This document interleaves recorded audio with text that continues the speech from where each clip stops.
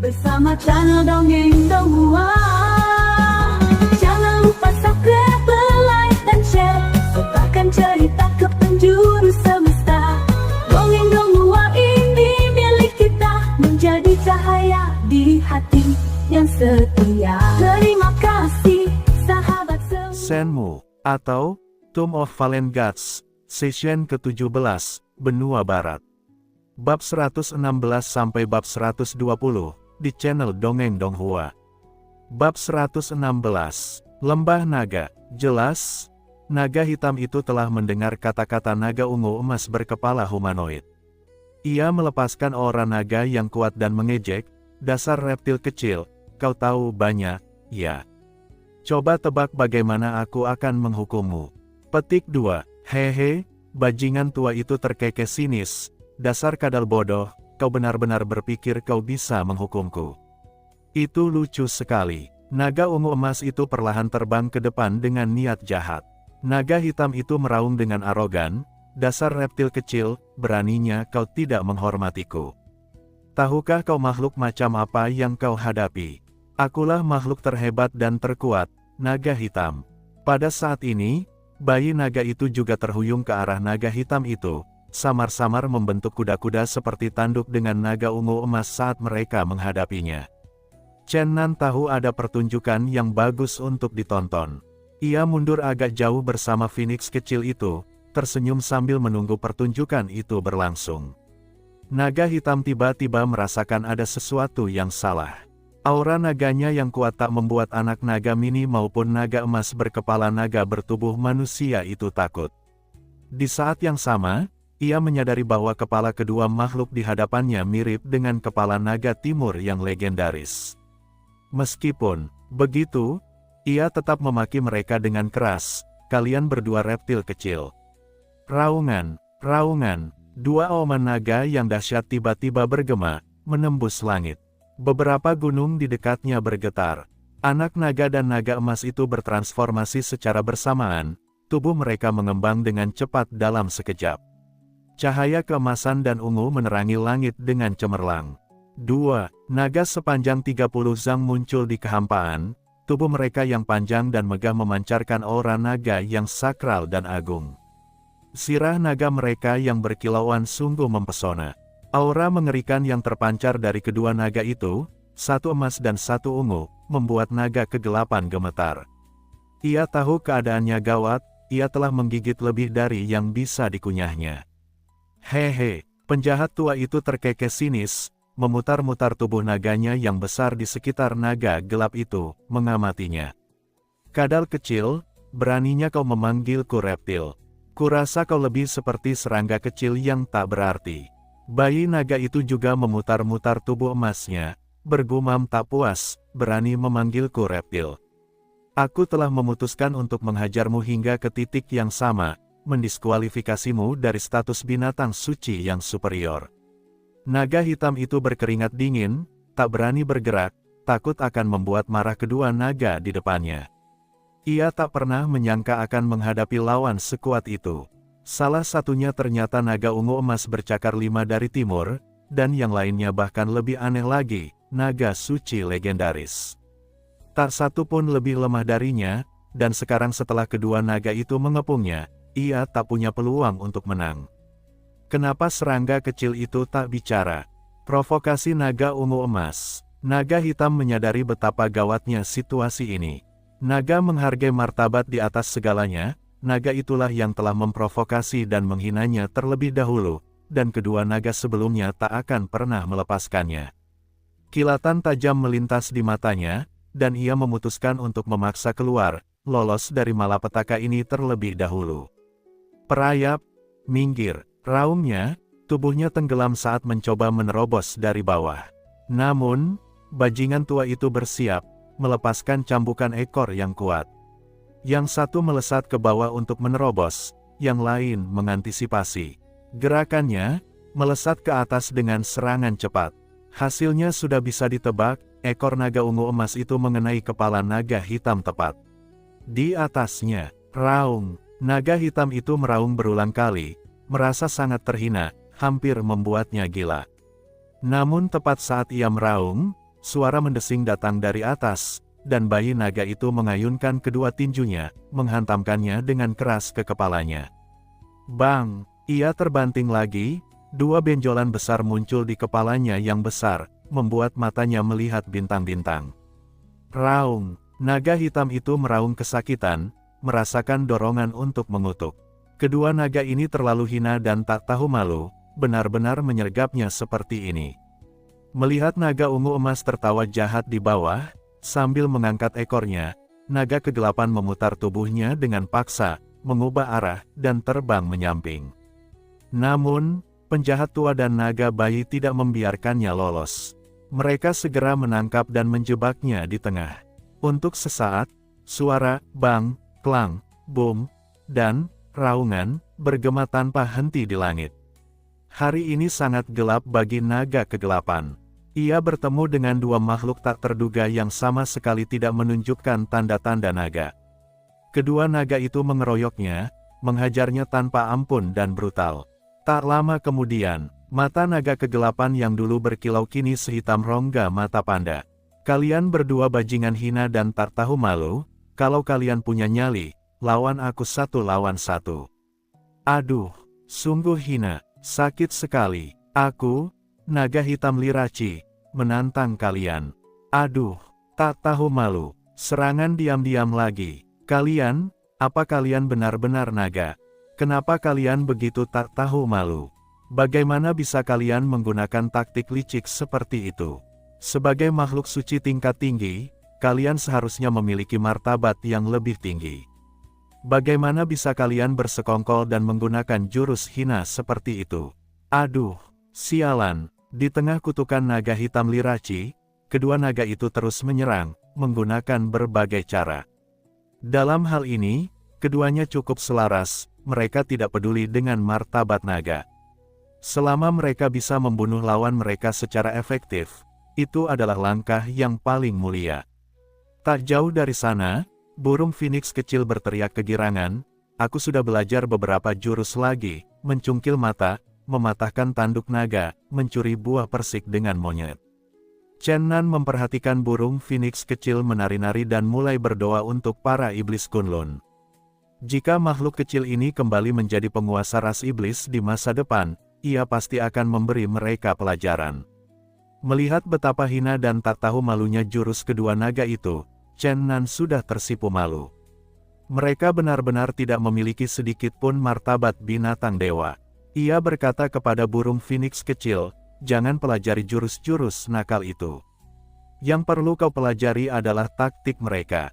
Kedua orang ini melakukan ini terutama untuk memprovokasi pihak lain. Tentu saja, yang terpenting adalah belajar untuk setebal mereka dan mampu melepaskan martabat binatang dewa. Dengan dua naga dewa sebagai panutan dan orang tak bermoral lainnya yang membimbing dan mendidiknya, burung phoenix kecil mau tak mau memahaminya. Akhirnya, dua tanduk besar naga hitam Lirachi dipatahkan paksa oleh kedua naga bermasalah itu, dan ia dengan susah payah menerobos kepungan mereka. Sialan, kalian berdua naga nakal, tunggu saja, aku akan kembali. Lirachi meraung marah sambil melarikan diri, meninggalkan serpihan sisik dan bercak darah di udara. Chen Nan bertanya, agak bingung, kenapa kau melepaskannya? Bayi naga itu, yang kini kembali ke wujud mininya, terhuyung-huyung ke bahunya, bergumam penuh semangat, ku dengar semua naga barat punya harta karunnya masing-masing. Kalau kita ikuti mereka, kita pasti akan menemukan sesuatu yang hebat. Kedua naga ini benar-benar merencanakan sesuatu.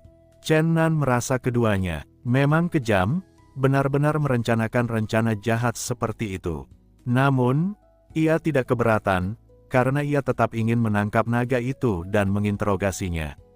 Ia ingin mendapatkan informasi berguna dari naga hitam ini. Mereka bertiga, 1 manusia dan 3 binatang dewa, mengikuti naga hitam itu. Daerah ini merupakan hamparan pegunungan dan punggung bukit yang luas, hutan yang tak berujung. Chen Nan dan rekan-rekannya tidak berani mengejar terlalu dekat, menyembunyikan jejak mereka di dekat hutan saat mereka mengejarnya. Naga hitam di depan tampak acuh tak acuh, terbang tinggi di langit, seolah tak takut dikejar. Setelah terbang sekitar setengah jam, tiba-tiba ia menukik ke bawah dan menghilang ke lembah di depan dalam sekejap mata. Chen Nan dan rekan-rekannya mendarat ketika mereka tiba, lalu berjalan kaki ke lembah. Saat itu, Phoenix kecil yang sensitif itu tiba-tiba berteriak, sepertinya ada beberapa aura yang kuat. Bayi naga itu bergumam, kita mungkin telah ditipu. Chen Nan juga merasakan ada yang tidak beres, sepertinya ada lebih dari satu naga hitam yang tinggal di sini. Kalian reptil rendahan, kalian benar-benar berhasil mengejar. Naga hitam Lirachi, yang telah kehilangan tanduknya, meraung marah di lembah, kalian bajingan tak tahu malu, kalian menyerangku tadi, sekarang aku akan membuatmu membayar harga yang mengerikan. Petik 2, raung, raungan naga besar bergema dari seluruh lembah. 6 naga hitam muncul di sekitar lembah, mengepung Chen Nan dan rekan-rekannya.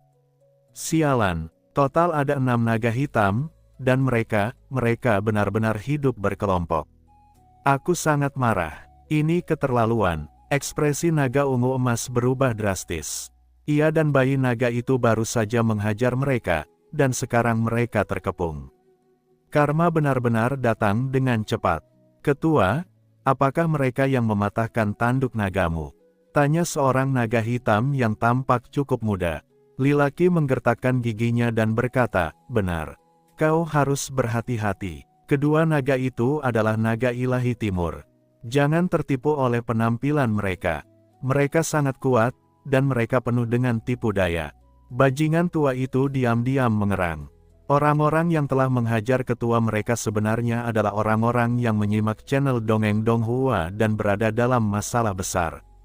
Semoga saja, hanya ke-6 naga hitam ini, maka tidak akan terlalu buruk. Jika 1 atau 2 lagi datang, mereka mungkin akan benar-benar terjebak di sini. Chen Nan tidak merasa terancam. Lagi pula, naga hitam di depannya semuanya berada di tingkat ke-6, 1 tingkat di bawahnya, jauh dari kultivasi pendahulu Buddha dan iblis laut. Karena itu, ia tidak berpikir ia akan dikalahkan di sini. Sudah waktunya kalian berdua, naga liar, membayar harganya. Lirachi memberi isyarat kepada kelima naga lainnya, secara bertahap memperketat pengepungan dan terus maju, pertempuran besar sudah di depan mata. Bab 117, Keseimbangan antara hidup dan mati. Chen Nan tidak ingin terlibat dalam pertempuran berdarah, jadi ia segera membuka dunia batinnya, bersiap untuk menerima dan menghabisi mereka sepenuhnya. Hal ini jelas tak terduga oleh ke-6 naga hitam itu. Namun, pada saat itu, sebuah suara tua terdengar dari kedalaman lembah, tunggu, jangan bergerak. Sebuah tekanan kuat terpancar dari kejauhan, jauh lebih kuat daripada para naga hitam yang hadir. Seekor naga tua terbang dengan cepat, diikuti oleh 3 naga hitam yang lebih muda. Hal ini mengejutkan Chen Nan. Jarang sekali menemukan naga di dunia fana, namun hari ini, 10 naga hitam telah muncul di sini secara berurutan. Sungguh tak terbayangkan. Kepala klan tua, Lilaki menyapanya. Aku sudah tahu tentang situasimu. Namun, aku tidak ingin kau terus melawan mereka. Aku ingin berbicara dengan mereka. Naga tua itu mengepakkan sayapnya yang besar, menciptakan hembusan angin di dalam lembah. Tapi, mereka baru saja mempermalukanku. Sebagai kepala keluarga dari garis keturunan naga hitam, bagaimana mungkin aku bisa menerima penghinaan ini? Lirachi jelas geram mendengar kata-kata sang patriark tua. Kau harus menanggungnya, apapun yang terjadi. Kau harus tahu pemuda itu telah mengembangkan dunia batin. Sekalipun ia tak bisa mengalahkanmu, ia bisa bersembunyi di dunianya sendiri untuk berlindung, membuatnya nyaris tak terkalahkan. Tentu saja, bukan itu alasan utamanya. Alasan aku menghentikanmu adalah karena kupikir mereka mungkin berasal dari dunia luar. Klan kita telah terperangkap di sini selama ribuan tahun, dan jarang bertemu orang luar. Aku sangat perlu bicara dengan mereka. Chen Nan jelas mendengar kata-kata naga tua itu. Ia tak ingin menghadapi begitu banyak musuh tangguh sekaligus, jadi ia langsung berkata, Senior klan naga, aku memang dari dunia luar, dan aku juga sangat ingin bicara denganmu. Semua ini hanya kesalahpahaman. Mohon maafkan aku, Patriark Lirachi. Meskipun Lirachi sangat marah, ia tampak sangat takut pada sang patriark tua dan akhirnya terbang ke lembah naga tanpa pilihan lain. Naga tua itu mendarat di tanah, berubah menjadi seorang pria tua jangkung berpakaian hitam. Ia menghampiri Chen Nan dan berkata, "Anak muda, apa kau terkejut melihat begitu banyak naga hitam?" "Ya, hampir tak bisa dipercaya. Sayangnya, jumlahnya tidak banyak. Hanya tersisa 10 naga hitam di seluruh dunia." Naga tua itu, Limius, mendesah. "Aku juga penasaran, bagaimana kau bisa sampai di sini? Aku telah melewati banyak bahaya untuk mencapai tempat ini. Semuanya di sini begitu menakutkan, tak terbayangkan." Chen Nan tidak menyembunyikan apapun dari naga tua itu. Karena ia ingin berkomunikasi, ia harus tulus.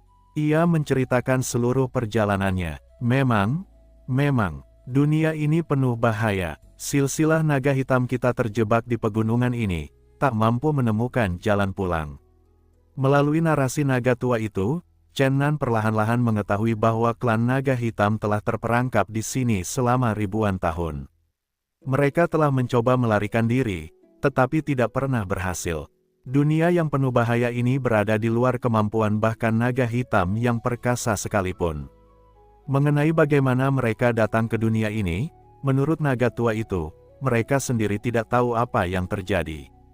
Seolah-olah mereka telah dikurung paksa di sini oleh seseorang yang memiliki kekuatan magis yang luar biasa, seperti hewan yang dikurung. Berita ini cukup mengejutkan Chen Nan, memperlakukan para naga hitam seperti hewan sungguh mengerikan. Lebih lanjut, Chen Nan menerima konfirmasi dari naga tua itu bahwa dunia ini tampak dinamis, dengan setiap area seolah dapat melayang, dan medannya terus berubah. Setelah mengetahui tentang dunia luar dari Chen Nan, naga tua itu, Limius, agak tergerak tetapi tak berdaya. Akhirnya, dengan campur tangannya, kepala suku naga hitam, Lirachi, tidak lagi merepotkan mereka dan membiarkan mereka pergi. Setelah meninggalkan lembah naga, Chen Nan banyak berpikir. Dari kata-kata naga tua itu, ia samar-samar menduga bahwa dunia ini tampak, dalam arti tertentu, seperti dunia batin seseorang, di mana tampaknya ada penguasa yang maha kuasa. Mengikuti alur pemikiran ini, ia memikirkan banyak hal, dan menebak banyak hal yang membuatnya takut, membuatnya hampir takut untuk menyelidiki lebih jauh. Singkatnya, pertemuan tak terduga dengan naga tua itu memicu inspirasinya, membuatnya samar-samar memahami beberapa kebenaran. Sehari kemudian, mereka akhirnya terbang keluar dari hutan purba. Di depan mereka terbentang padang rumput yang luas. Iblis macam apa yang mungkin ada di padang rumput ini? Gumam bayi naga itu pelan. Ini telah menjadi pola pikir tetap, sepertinya setiap kali mereka memasuki wilayah baru, mereka akan menghadapi bahaya dan monster baru. Namun, kali ini mereka salah. Di padang rumput yang tak terbatas ini, tidak ada iblis, hanya rerumputan yang tak berujung.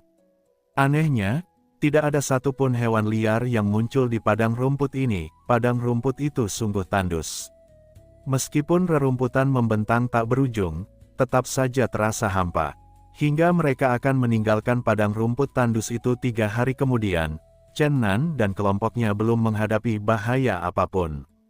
Namun, keheningan yang mematikan ini membuatnya merasa gelisah. Keheningan yang mematikan itu jauh lebih menakutkan daripada bahaya apapun yang terlihat. Di tepi padang rumput, terdapat kabut putih pekat, seperti kabut surgawi atau kabut kematian, memberikan perasaan yang sangat absurd. Aura hidup dan mati terasa berdampingan, seolah-olah ini adalah zona penyangga keseimbangan hidup dan mati. Kabut putih tebal menyelimuti area di depan, mengaburkan pandangan. Chen Nan melangkah maju selangkah demi selangkah. Ketiga makhluk sucinya mengikuti dari belakang, semuanya tampak tegang. Setelah menempuh jarak 100 mil menembus kabut, sebuah kekuatan tak terlihat menghalangi jalan mereka. Bentrokan antara hidup dan mati semakin intens di sini, terkadang membuat mereka merasa seolah-olah berada di surga, bermandikan angin sepoi-sepoi, dan di lain waktu seolah-olah mereka terjebak di neraka yang mengerikan. Pria itu dan ketiga makhluk sucinya mencari dengan tekun di wilayah aneh ini.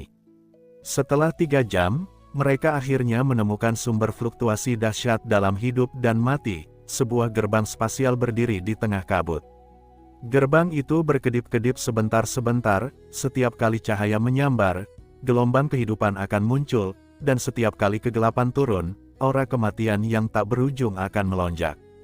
Chen Nan benar-benar tercengang, dan ketiga makhluk suci itu juga agak tak percaya, tidak dapat memahami tempat macam apa ini, namun rasa gelisah merasuki hati mereka.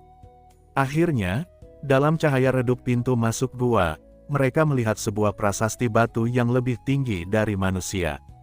Ketika cahaya menyambar, prasasti itu bersinar seperti cermin, ketika kegelapan menyelimutinya, prasasti itu seolah menyerap semua cahaya, hitam pekat dan dingin. Saat cahaya dan kegelapan silih berganti, 2 karakter besar samar-samar muncul di prasasti itu, reinkarnasi. Reinkarnasi, apa artinya? Mungkinkah gerbang spasial ini yang disebut gerbang reinkarnasi? Memasukinya berarti jatuh ke dalam reinkarnasi. Chen Nan bingung. Tempat ini seolah menjadi ujung dunia ini, tanpa jalan lain. Sepertinya hanya dengan memasuki gerbang reinkarnasilah jalan baru dapat ditemukan. Tapi, di dunia yang begitu asing, dengan nama gerbang spasial seperti itu, siapa yang berani mencobanya dengan mudah? Chen Nan dan makhluk suci berkepala 3 mencari tanpa lelah di dunia tempat hidup dan mati berdampingan ini, berharap menemukan hal-hal baru.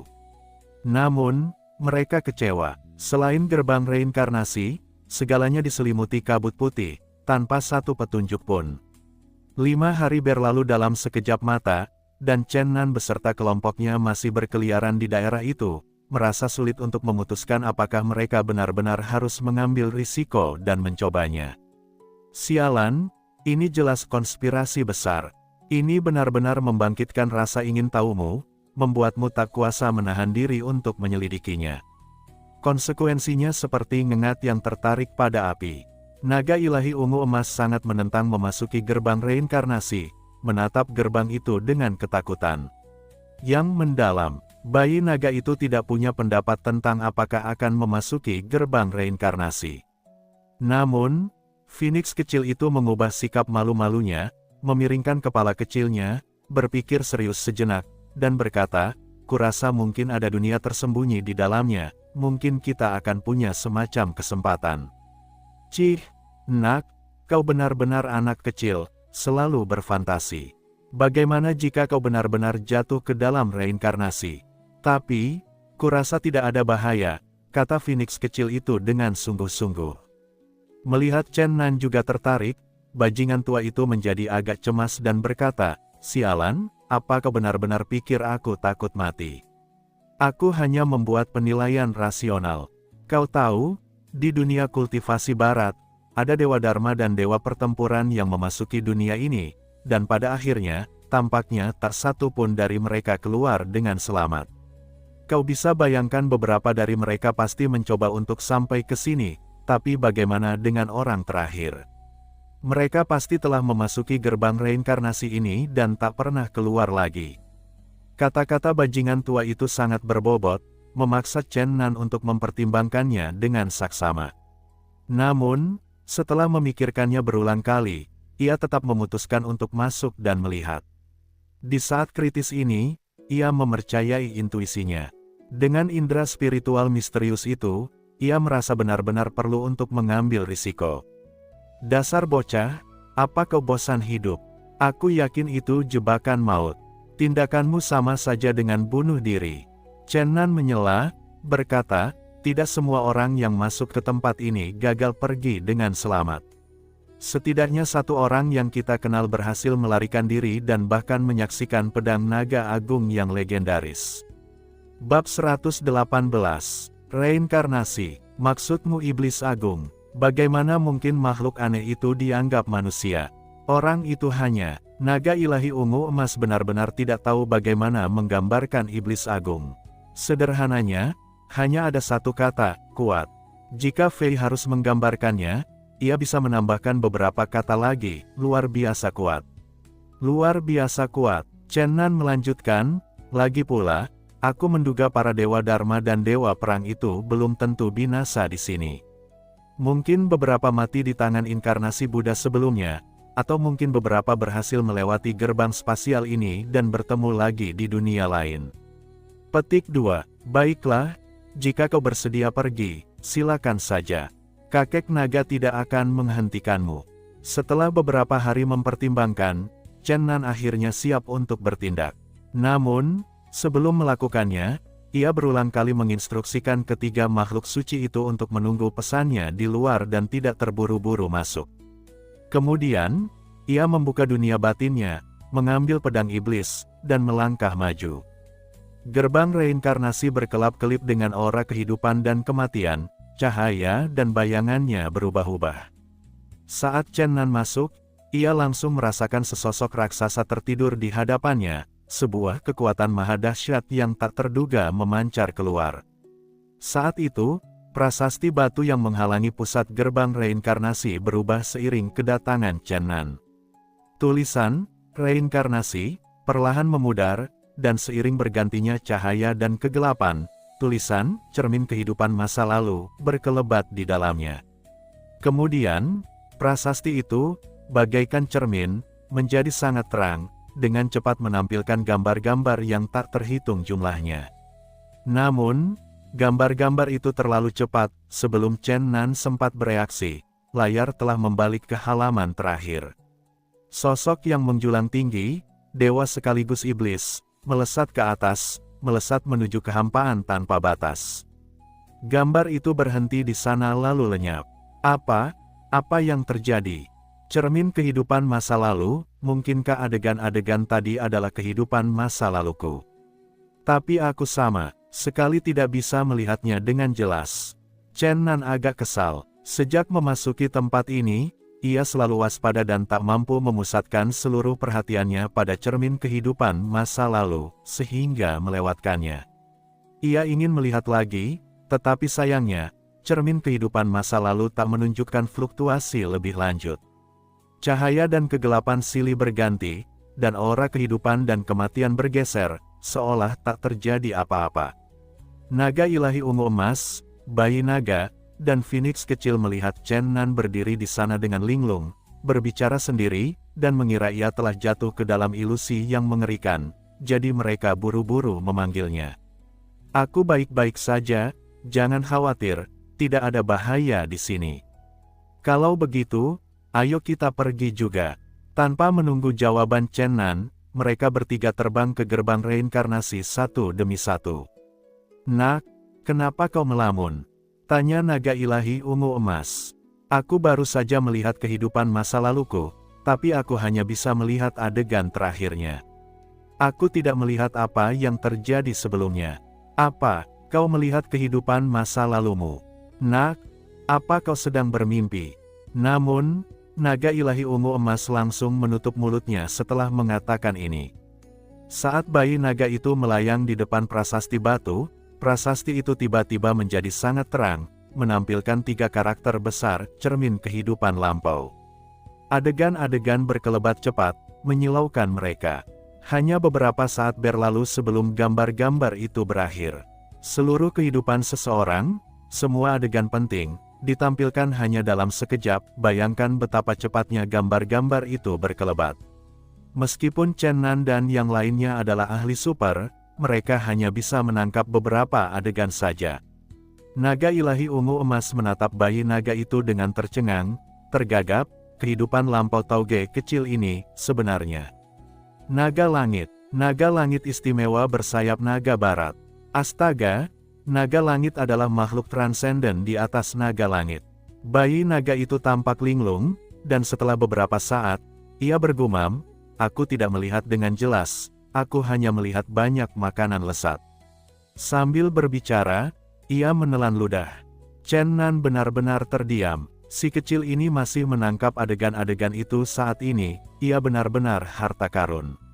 Namun, ia telah menangkap beberapa adegan penting, dan setelah menggabungkannya dengan apa yang dilihat oleh naga ilahi ungu emas dan Phoenix kecil, ia secara kasar memahami beberapa peristiwa yang dialaminya di kehidupan sebelumnya. Dalam adegan tersebut, bayi naga terluka parah setelah pertempuran sengit. Tubuh naga langitnya yang besar hampir hancur, tetapi ia tidak berhasil meninggalkan tubuh fisiknya dan terlahir kembali. Karena seseorang telah menyegelnya, menyegel jiwanya di dalam tubuh naganya yang hancur. Akhirnya, ia bergabung dengan teknik kelahiran kembali nirvana milik klan Phoenix dan berhasil bertahan hidup, tetapi ia diturunkan dari naga langit peringkat tertinggi menjadi naga bumi peringkat terendah. Chen Nan tidak menyangka makhluk kecil ini memiliki latar belakang yang begitu kuat. Menurut naga jahat, hanya segelintir naga dalam sejarah ras naga yang pernah maju ke alam naga langit, tetapi ia tidak tahu bahwa bayi naga pernah ada. Bisa dibayangkan betapa tragisnya nasib bayi naga itu, diturunkan langsung dari naga langit peringkat atas menjadi naga bumi peringkat terendah, dan kehilangan semua ingatannya. Selanjutnya, mengandalkan nalurinya sepenuhnya, ia terus mengalami kelahiran kembali dan evolusi, perlahan-lahan maju ke naga suci peringkat kelima dalam kurun waktu yang panjang dan sulit, sungguh kisah yang penuh darah dan air mata. Melihat penampilan bayi naga yang menggemaskan di hadapannya, dan memikirkan bagaimana ia pernah menjadi naga langit yang kuat dan berpengaruh, Chen Nan merasakan sedikit kesedihan, perjalanan bayi naga itu terlalu berat. Agaknya, ketika ia berubah menjadi naga bumi, ia pasti telah menanggung banyak kesulitan. Bahkan setelah menjadi naga suci, ia tetap menjadi tunggangan orang lain sampai ia bertemu dengannya, ketika keadaan benar-benar mulai membaik. Kecambah kacang kecil ini telah menjalani hidup yang sulit, tetapi setidaknya ia telah pulih ke alam naga dewa, kata bajingan tua itu dengan sedikit emosi. Aku sangat cantik. Phoenix kecil itu tiba di hadapan cermin kehidupan masa lalu, dan gambar-gambar melintas dengan cepat. Akhirnya, dengan menggabungkan gambar-gambar yang diambil oleh satu orang dan 3 binatang dewa, mereka menyimpulkan beberapa detail tentang kehidupan masa lalu Phoenix kecil itu. Kehidupan masa lalu Phoenix kecil itu masih seperti Phoenix, tetapi ia tampak luar biasa kuat, memimpin gerombolan iblis dalam pertempuran yang tak terhitung jumlahnya, hampir tak terkalahkan. Namun, entah mengapa, ia terluka parah dan diambang kematian. Terlebih lagi, saat kelahirannya kembali, sebuah kecelakaan terjadi, menyebabkannya kembali menjadi telur Phoenix. Iblis tua Duanmu pernah berkata bahwa Phoenix kecil itu adalah keturunan Raja Iblis Kunlun dari 10.000 tahun yang lalu, tetapi sekarang tampaknya itu sama sekali tidak benar. Dilihat dari gambar-gambar tadi, tampaknya ia adalah Raja Iblis Kunlun yang sebenarnya. Chen Nan menatapnya dengan aneh, diam-diam berpikir bahwa jika makhluk kecil ini mendapatkan kembali ingatan dan kekuatannya dari kehidupan masa lalunya, ia akan menjadi pembuat onar yang sesungguhnya. Kemudian, naga jahat itu berdiri di depan cermin kehidupan masa lalu, permukaannya berkilauan dengan cahaya dan kabut, bayangan-bayangan berkelebat cepat. Kehidupan masa lalu penjahat tua itu sebenarnya adalah seorang manusia, dan tampaknya seseorang yang sangat penting, meskipun bayangan-bayangan itu berkelebat terlalu cepat untuk mengetahui identitasnya dengan jelas. Namun, karakter kehidupan masa lalunya mirip dengan kehidupannya sekarang, sama-sama bajingan, seorang bajingan tua total. Sungguh, lebih mudah mengubah gunung dan sungai daripada mengubah nama keluarga. Meskipun ia memiliki tubuh yang berbeda, kepribadiannya tetap tidak berubah. Aduh, mengecewakan sekali. Kupikir aku adalah reinkarnasi dari dewa terlarang kuno Dugu Baitian, tetapi ternyata aku sama sekali tidak ada hubungannya dengan dia. Aduh, kehidupan naga yang tak berdaya ini, hidupku telah kehilangan kilaunya. Si bajingan tua itu menggelengkan kepalanya, tampak sangat menjengkelkan.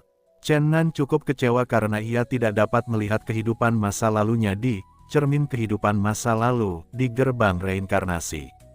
Ia juga menyimpan sedikit keraguan tentang gambaran yang muncul di cermin itu. Chen Nan ingin binatang dewa berkepala 3 itu meninggalkan gerbang reinkarnasi, karena ia ingin menjelajahi tempat yang tak terduga dan berbahaya ini sendirian. Namun, binatang dewa berkepala 3 itu menolak, dan mereka melanjutkan perjalanan bersama lagi. Di lorong kosong ini, aura kehidupan dan kematian silih berganti, dan kekuatan dahsyat terus berfluktuasi. Bahkan dengan kultivasi tingkat ke-6 Chen Nan saat ini, ia merasa takut terhadap sumber kekuatan di depannya. Setengah jam kemudian, cahaya merah menyala menghalangi jalan mereka. Sebuah prasasti batu bertuliskan beberapa baris karakter merah darah yang mengerikan, di depan kolam reinkarnasi. Satu langkah mundur membuka hamparan luas, satu langkah salah dan jiwamu akan tercerai-berai, menjadi abu. Sialan, di mana ada jalan kembali? Umpat naga ilahi ungu emas, karena di belakang mereka, hanya kabut tipis yang menyelimuti area itu, dan sebuah kekuatan menutup jalan mereka. Jalan itu telah lenyap. Chen Nan membuka dunia batinnya, menangkap seekor kelinci liar dari rerumputan, dan melemparkannya ke dalam cahaya merah menyala. Sesuatu yang mengerikan terjadi. Kelinci itu, setelah bertemu cahaya merah, meleleh secepat es dan salju bertemu sinar matahari, hanya menyisakan secercah jiwanya yang hanyut ke dalam kolam reinkarnasi. Oh, Dewa Cahaya Agung di atas, apakah ini yang mereka sebut reinkarnasi? Mengerikan, seru bayi naga kaget. Namun, pada saat itu, bola cahaya keemasan dan hitam di dalam dantian Chen Nan tiba-tiba bergetar, lalu meledak keluar dari tubuhnya, berubah menjadi diagram iblis ilahi Tai Chi dan melesat menuju kolam reinkarnasi. Cahaya merah yang intens gagal melautkannya. Setelah bola dua warna itu memasuki kolam samsara, mereka meletus dengan sinar cahaya yang kuat, membuat pemandangan di dalamnya samar-samar terlihat. Di dalam kolam samsara terdapat kehampaan yang luar biasa luas, tempat diagram Tai Chi raksasa, dengan keliling ratusan kaki, melayang. Diagram itu berputar tanpa suara, memancarkan fluktuasi energi yang kuat, disertai aura yang sunyi, seolah-olah telah ada sejak dahulu kala. Baru sekarang Chen Nan menyadari bahwa kekuatan luas bagaikan lautan yang ia rasakan sebelumnya berasal dari diagram Tai Chi misterius ini. Aura hidup mati yang hidup berdampingan di dalam lorong itu berasal dari dua mata yin yang sangat besar. Kolam samsara hanya berisi satu diagram Tai Chi misterius, rahasia apa yang disembunyikannya? Diagram Tai Chi yang lebih kecil yang muncul dari tubuh Chen Nan memasuki ruang ini dan melayang di hadapan diagram Tai Chi raksasa, berputar tanpa suara, secara halus membangun koneksi dengannya. Bab 119 Sang Santa. Tiba-tiba, diagram Tai Chi kecil itu memancarkan cahaya yang menyilaukan. Bola cahaya keemasan dan hitam itu terpisah dalam sekejap, diagram Tai Chi kecil itu lenyap, dan kedua bola cahaya itu, secepat kilat, melesat menuju mata yin yang dari diagram Tai Chi besar itu. Boom, boom, aura kehidupan dan kematian melonjak bagai samudra luas, dan kedua bola cahaya itu lenyap di dalam mata yin yang. Cahaya merah yang pekat di luar kolam samsara pun lenyap. Sebelum Chen Nan dan makhluk dewa berkepala tiga itu dapat memahami apa yang sedang terjadi, peta langit itu tampak runtuh. Mereka ditarik oleh kekuatan dahsyat, melesat menuju dua mata yin yang besar itu. Bintang-bintang bergeser, angin pun berubah. Chen Nan merasa dirinya memasuki ruang asing, tempat peta bintang yang menyilaukan berkelebat di depan matanya. Ia melewatinya bagai bintang jatuh, melesat maju dengan kecepatan luar biasa. Waktu terasa berlalu begitu cepat. Chen Nan merasa seolah miliaran tahun telah berlalu, sensasi aneh yang membuatnya sangat tidak nyaman. Ia merasa seperti menjadi setitik debu di alam semesta, hanyut tanpa tujuan di sungai waktu.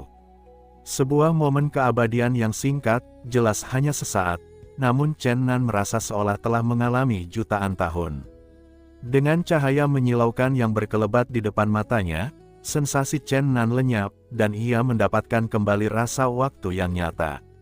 Kemudian, saat cahaya yang intens itu menghilang, penglihatannya kembali normal, dan sekelilingnya berubah drastis. Kolam reinkarnasi dan pemandangan lainnya lenyap sepenuhnya. Naga ilahi ungu emas, bayi naga, dan phoenix kecil muncul dalam sekejap di sampingnya. Ini adalah dunia baru. Langit biru tak tertandingi, sebening kristal giok biru yang tak tertandingi. Di dekatnya, bunga-bunga harum bermekaran, dan rerumputan hijau yang rimbun menyelimuti tanah, aromanya yang memabukkan menenangkan jiwa. Kicau burung merdu dan indah, bagaikan alunan musik yang anggun, sementara gemericik sungai di kejauhan bagaikan Nada-nada riang yang menari. Dunia yang dipenuhi bunga-bunga harum dan kicauan burung ini seindah negeri dongeng.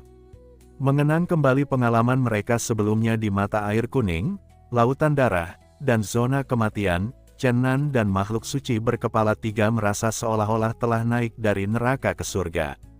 Mereka hampir tercengang, kontras yang mencolok membuat mereka tak nyaman, dan mereka tak mengerti mengapa mereka tiba-tiba tiba di negeri dongeng ini. Bayi naga bergumam, Dewa Cahaya Agung di atas, mungkinkah karena kolam reinkarnasi kita telah bereinkarnasi? Mendengar ini, Chen Nan terkejut, tetapi melihat bahwa ia dan makhluk suci berkepala 3 masih sama, ia merasa lega, mereka jelas tidak bereinkarnasi. Penjelasan yang paling mungkin adalah bahwa bola cahaya 2 warna itu, setelah memasuki mata Yin yang diagram Taiji, memicu semacam perubahan, menyebabkan mereka tiba di sini secara misterius. Memikirkan bola cahaya 2 warna itu, hati Chen Nan tergerak. Ia mencoba merasakan aura mereka, dan yang mengejutkannya, bola cahaya 2 warna itu telah kembali ke dantiannya beberapa waktu lalu. Ia sungguh tidak mengerti asal-usul bola-bola 2 warna ini, bola-bola itu menyimpan terlalu banyak rahasia. Tak jauh dari sana, kera-kera putih melompat dan burung-burung bangau menari-nari.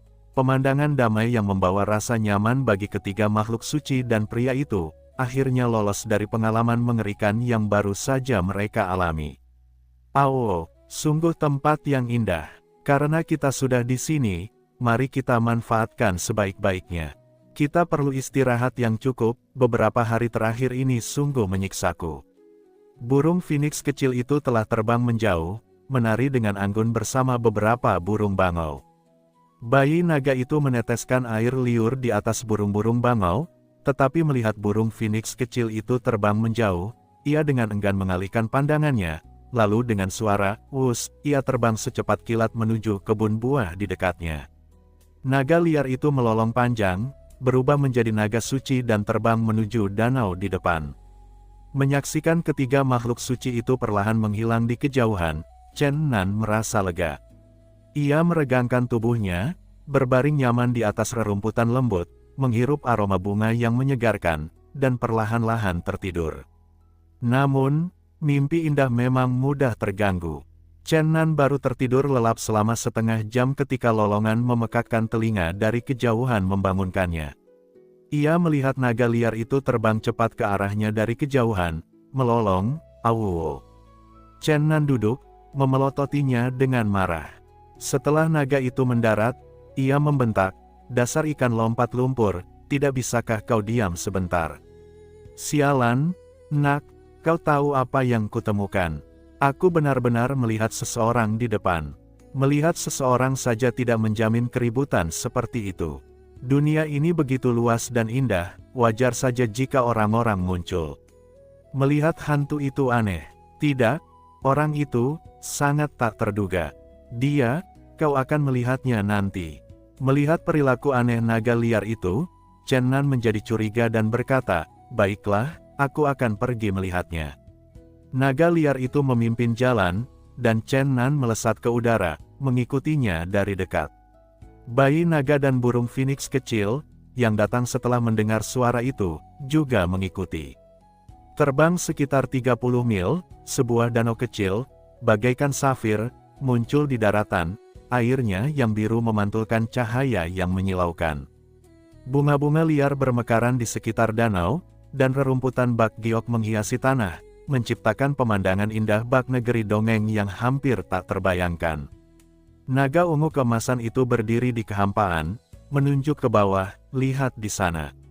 Chen Nan melihat ke arah yang ditunjuknya dan melihat seorang wanita duduk di atas batu biru di tepi danau, dagunya bertumpu pada tangannya, menatap air, tenggelam dalam pikirannya.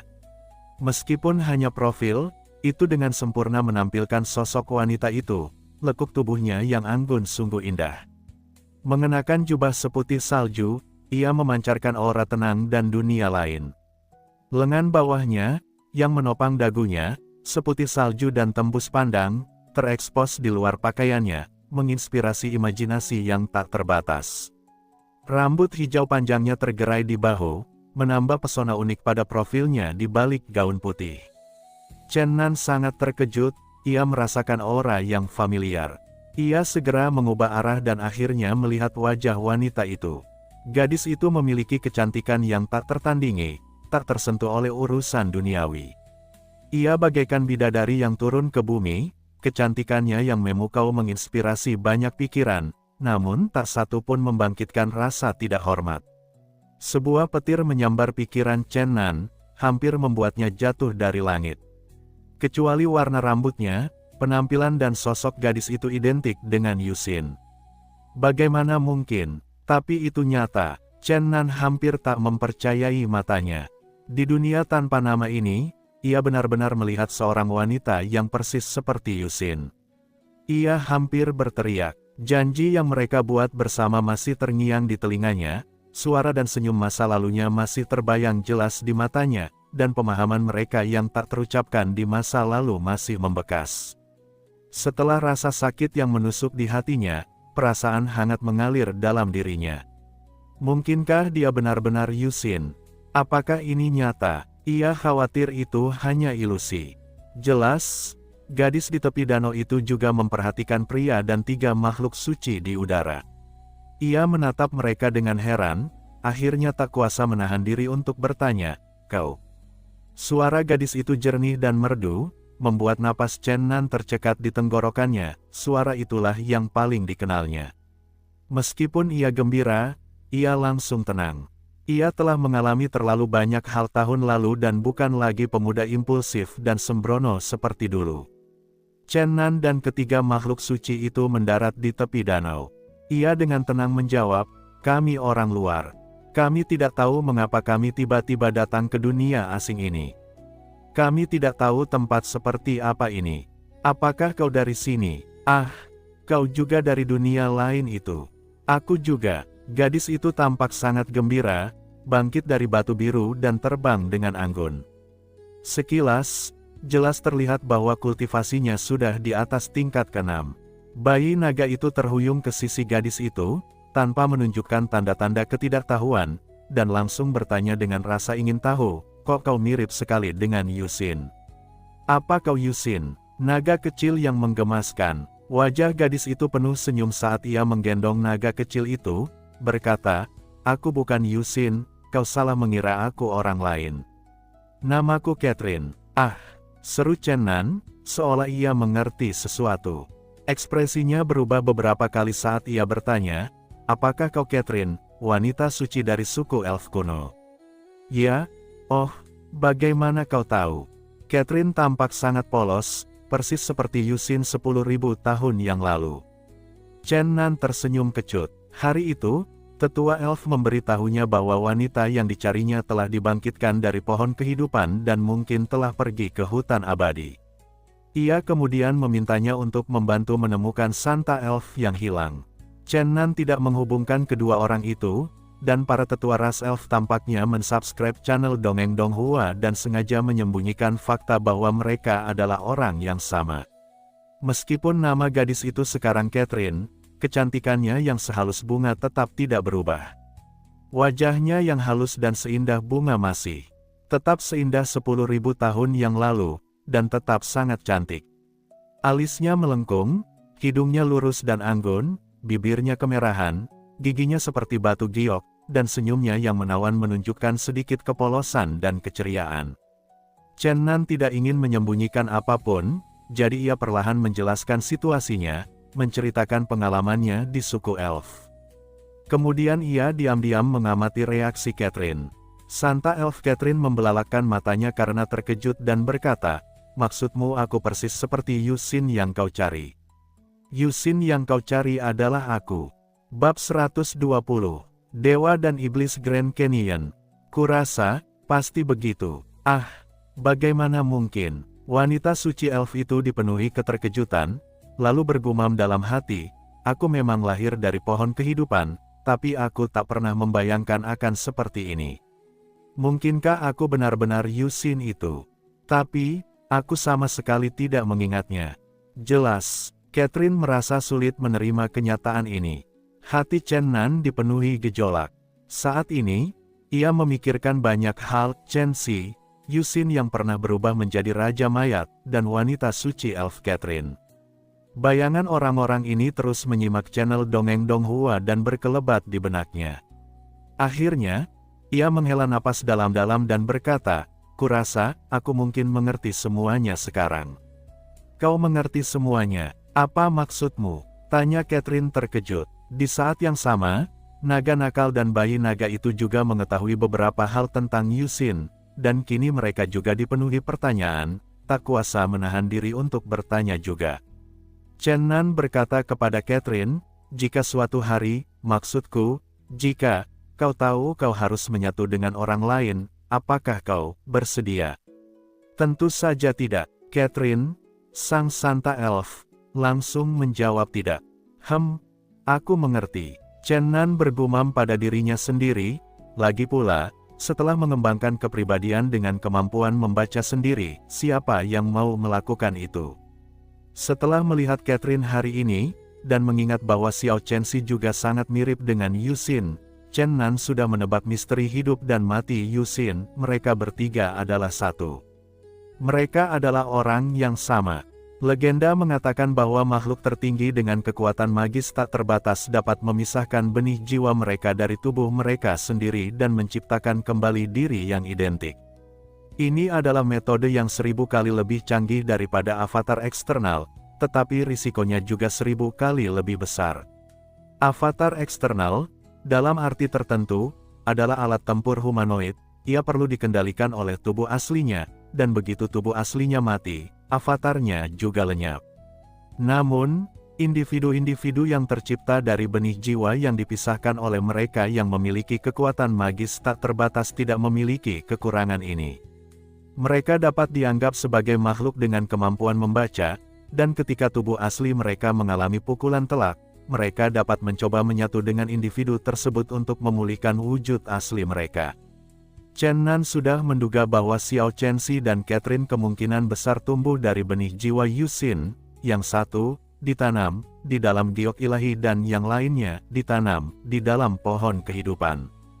Sayangnya, Yusin tidak sempat melihat benih-benih itu matang. Pada titik ini, Chen Nan akhirnya menyimpulkan beberapa sebab dan akibat. Yusin yang terluka parah hanya meninggalkan benih jiwa di suku elf kuno, bukan dirinya sendiri. Bahkan para tetua suku elf mungkin tidak mengetahui kebenarannya. Tentu saja, ia tidak percaya Yusin benar-benar lenyap, karena ia pernah melihat kehampaan hancur dan bayangan besar Yusin muncul di dalam akademi. Petunjuk dari bayangan itulah yang mendorongnya untuk mencari kebenaran di barat. Meskipun Catherine dan naga liar itu berharap Chen Nan akan mengungkapkan tebakannya, ia tak bisa mengatakannya dengan lantang, karena yakin itu akan menyakiti Catherine. Chen Nan tak ingin ikut campur dalam perkembangannya, ia ingin membiarkan alam berjalan apa adanya. Ia mencintai Yusin 10.000 tahun yang lalu, bukan seseorang yang hanya memiliki penampilan seperti Yusin tetapi memiliki pikiran dan perasaan yang berbeda. Namun, Chen Nan punya firasat bahwa cepat atau lambat ia akan melihat Yusin yang asli, dan mereka pasti akan bersatu kembali. Ia hanya tidak tahu di mana Catherine akan berada di masa depan, atau apakah mereka bertiga benar-benar perlu dipersatukan. Ia tak tahu, meskipun Catherine adalah benih jiwa Yusin, bagaimanapun juga, ia lahir dari pohon kehidupan para elf, memiliki beberapa karakteristik elf, seperti rambut hijau panjang dan telinga yang sedikit runcing, yang memberinya kecantikan yang unik. Ia agak anomali di antara para elf, agak pemberontak. Mengetahui sepenuhnya bahwa hutan abadi sangat berbahaya, dan aturan klan melarang siapapun memasuki wilayah ini, ia tetap diam-diam memberanikan diri masuk. Kultivasi Catherine tak terbantahkan kuatnya, lagi pula, ia lahir dari pohon kehidupan nomor 1 di dunia, dan kekuatan spiritual bawaannya tak terbayangkan. Namun, setelah memasuki hutan abadi, ia tak memiliki kesempatan untuk menunjukkan kekuatannya, karena ia tidak berjuang masuk seperti Chen Nan dan yang lainnya. Ketika Catherine memasuki hutan abadi, ia seperti mendengar desahan, lalu tanpa sadar ia terhanyut ke dunia bak negeri dongeng ini. Selama setahun terakhir, ia telah mencari jalan keluar dari negeri dongeng ini, tetapi sia-sia, dan tetap terjebak di sini. Mendengarkan kata-kata Catherine, Chen Nan tak bisa berhenti memikirkan para naga hitam, yang juga terpenjara di suatu wilayah oleh sihir yang kuat. Sepertinya dunia ini benar-benar memiliki penguasa. Kau telah terjebak di sini selama lebih dari setahun tanpa menemukan jalan keluar. Chen Nan mengerutkan kening. Jika itu benar, kemungkinan besar situasinya akan sangat sulit. Ya, dunia ini terasa tak terbatas. Tanpa akhir, Catherine menggelengkan kepalanya. Begitu, apakah ada area khusus di sini? Tanya Chen Nan. Ya, ada ngarai besar tak jauh di depan. Namun, ngarai itu disegel oleh kekuatan dahsyat yang bahkan kultivasi tingkat 6-ku pun tak mampu hancurkan. Aku tak tahu apa yang ada di dalamnya. Mendengar Catherine menyebutkan tempat seperti itu, Chen Nan berkata dengan yakin, masalahnya pasti ada di sana. Kurasa ngarai besar itu jelas merupakan lokasi kunci. Apakah kita bisa lolos dari sini mungkin tergantung pada bagaimana kita memulainya dari sana. Bertemu Catherine di sini sungguh sebuah kebetulan. Kini, dengan satu orang lagi di rombongan Chen Nan, mereka terbang menuju ngarai besar yang misterius di bawah bimbingan Catherine. Catherine memuja bayi naga dan burung phoenix kecil, tentu saja, hampir tak ada wanita yang kebal terhadap pesona kedua makhluk kecil ini. Mereka terbang dengan mulus tanpa hambatan. Di negeri dongeng ini, tak ada bahaya, kecuali ngarai besar. Kita di sini, inilah dia. Catherine mendarat lebih dulu, menatap ke kejauhan, ngarai besar di depan diselimuti kabut, samar dan tak jelas, bagian dalamnya tertutup. Entah kenapa, setelah tiba di sini, jantung Chen Nan tiba-tiba berdebar kencang. Ia merasa sesuatu yang tak biasa akan terjadi di sini. Oh, Dewa Cahaya Agung, jadi ada penghalang di sini. Bayi naga bergoyang di depan, merentangkan cakar emas kecil dan mendorong dengan kuat. Cahaya redup di pintu masuk Grand Canyon akan menyelimuti area itu seperti perisai pelindung. Lihat aku, makhluk kecil itu dengan bersemangat menyentuh tanduk di dahinya. Dengan cakar emasnya dan bergumam, Dewa Cahaya Agung, sekarang terserah padamu. Bayi naga telah menelan relik Dewa Cahaya, dan tanduk ketiga telah tumbuh di kepalanya. Di 18 tingkat neraka di bawah kuil cahaya, ia menemukan bahwa tanduk ini memiliki kekuatan untuk menembus penghalang. Naga kecil itu memutar tubuhnya yang gemuk lalu menjulurkan kepalanya ke depan. Riak menyebar seperti air di pintu masuk Grand Canyon, dan penghalang itu bergetar. Naga kecil itu benar-benar berhasil menerobos. Ah, kemampuan naga kecil yang lucu ini sungguh luar biasa. Catherine tak kuasa menahan diri untuk berseru. Bayi naga itu menghilang ke dalam penghalang dalam waktu kurang dari setengah detik, lalu tiba-tiba melesat keluar dengan suara mendesing, berkali-kali lebih cepat daripada saat ia masuk. Si kecil tampak sangat ketakutan dan berkata, "Ya Tuhan, di dalam sini sangat menakutkan. Aku merasakan ketakutan yang tak terlukiskan. Aku sangat takut." Melihat penampilannya, Chen Nan agak terkejut. Makhluk kecil ini biasanya sangat berani, tetapi sekarang ia memiliki ekspresi seperti ini, yang cukup untuk menunjukkan bahwa tempat di dalamnya jelas bukan tempat yang ramah. Chen Nan segera meminta naga kecil itu untuk membawanya masuk, ia ingin melihat seperti apa keadaan di dalamnya. Meskipun naga kecil itu sedikit ketakutan, ia berhasil membawa Chen Nan ke dalam penghalang. Ngarai di depannya sangat berbeda dari pemandangan bak negeri dongeng di luar. Ngarai itu sunyi dan mengerikan. Di antara bebatuan dan rerumputan yang jarang, terdapat beberapa kerangka. Kerangka-kerangka ini bukanlah tulang manusia biasa, beberapa memancarkan cahaya keemasan redup, sementara yang lain memancarkan cahaya suci yang lembut. Jelas, ini adalah kerangka para dewa. Terlebih lagi, ada aura kedengkian yang membumbung tinggi di sini, yang bahkan membuat seseorang sekuat Chen Nan merasa sedikit ketakutan. Berdasarkan pengamatan awalnya, ia yakin bahwa ini adalah tempat yang sangat menyeramkan. Tak lama kemudian, Catherine, naga liar, dan burung phoenix kecil juga dibawa masuk oleh naga kecil itu.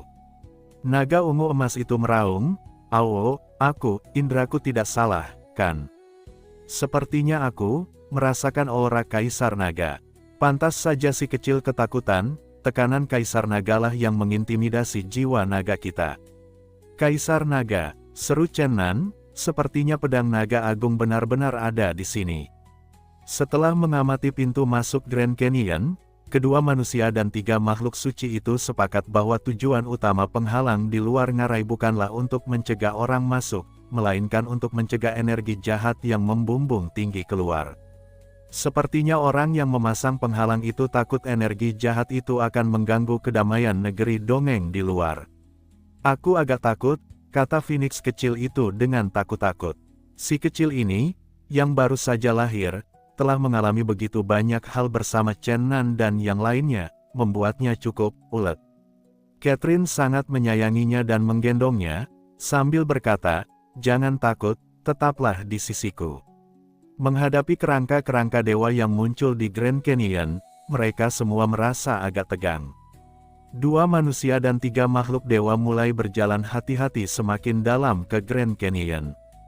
Dan, cerita pun bersambung. Terima kasih kepada Anda yang sudah mengikuti alur cerita Shenmue, atau Tomb of Fallen Gods, di channel Dongeng Donghua, dan yang sudah bantu subscribe. Semoga selalu diberi kesehatan, dimudahkan segala urusan, dilancarkan usahanya, dan dimurahkan rezekinya.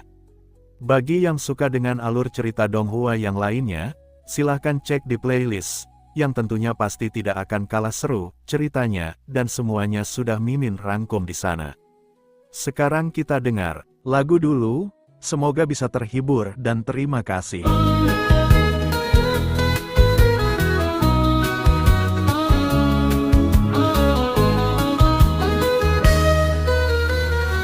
Terima kasih sahabat semua, setia bersama dukung cerita.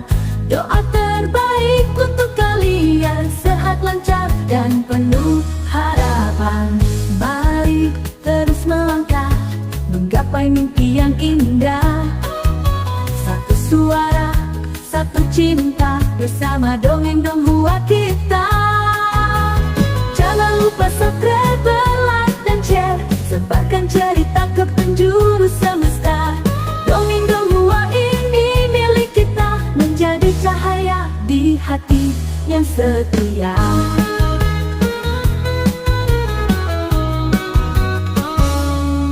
Yang baru bergabung, selamat datang.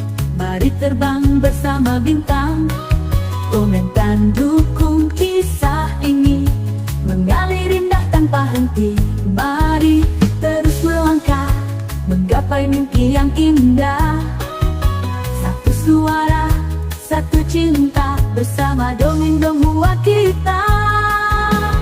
Jangan lupa subscribe, like, dan share, sebarkan cerita ke penjuru semesta. Dongeng Donghua ini milik kita, menjadi cahaya di hati yang setia.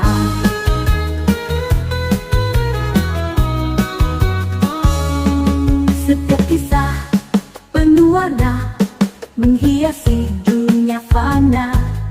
Mari bersama terus berkarya, merajut mimpi sepanjang masa.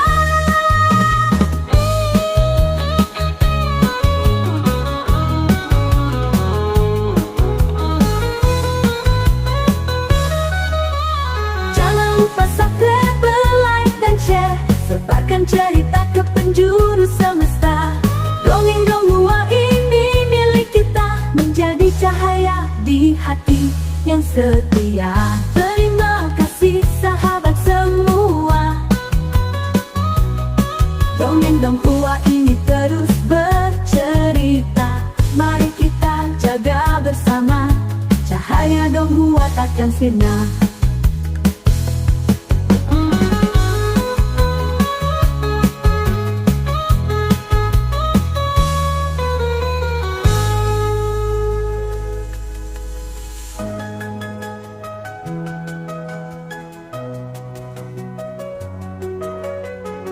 Terima kasih sahabat semua. Dongeng Donghua ini terus bercerita.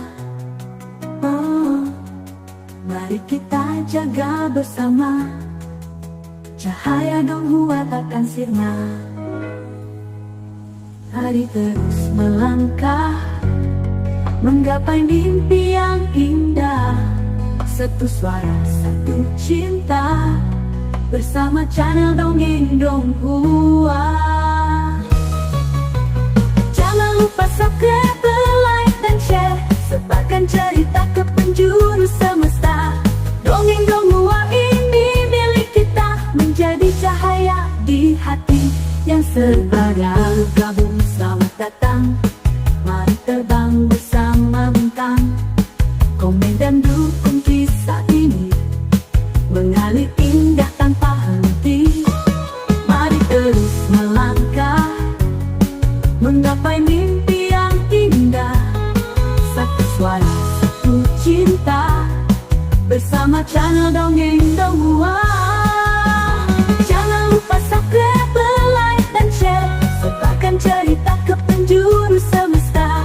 Dongeng Donghua ini milik kita, menjadi cahaya di hati yang setia. Terima kasih sahabat semua. Dongeng Donghua ini terus bercerita, mari kita jaga bersama, cahaya Donghua takkan sirna. Terima kasih sahabat semua, menggapai mimpi yang indah. Satu suara, satu cinta, bersama channel Dongeng Donghua.